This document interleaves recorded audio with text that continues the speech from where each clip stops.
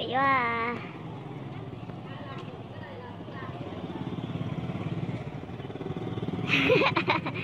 Chắc kiểu gì cũng sẽ đổ thôi bố ạ. Đấy mà.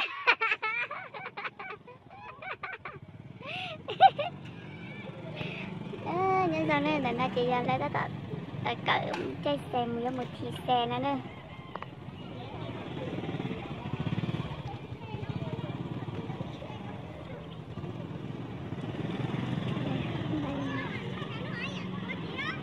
Mấy vòng hết ra rồi chú.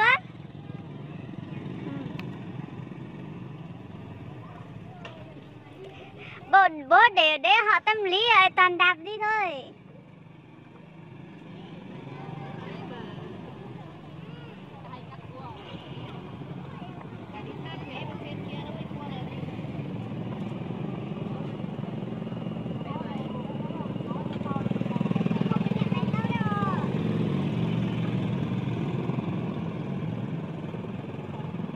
Ô con lò mà được chú.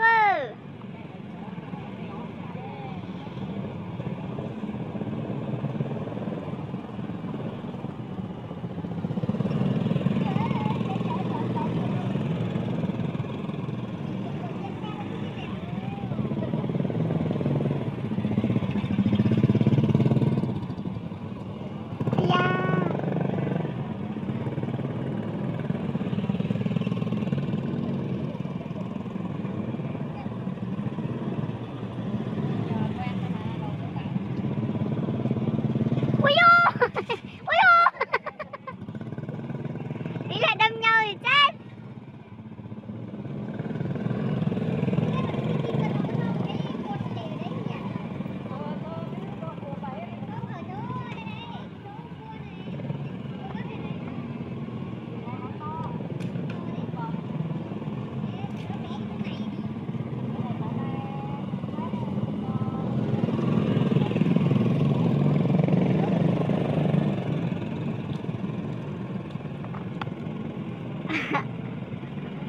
Cái này nó còn đường gồ ghề đấy chứ đâu, miếng cao su vào đấy chứ.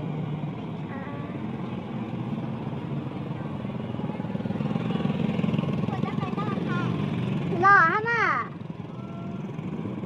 Không có gì tao lo liền.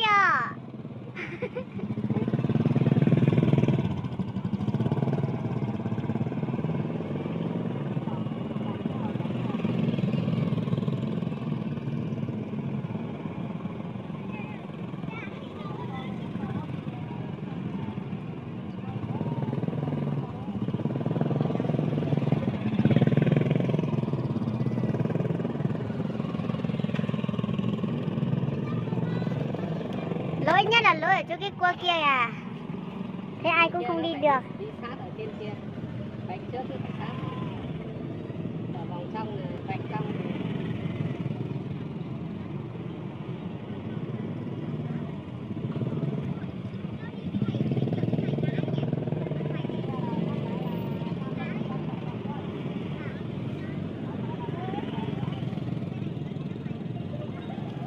Đấy không đã, không chật rồi. Không bị dính rồi.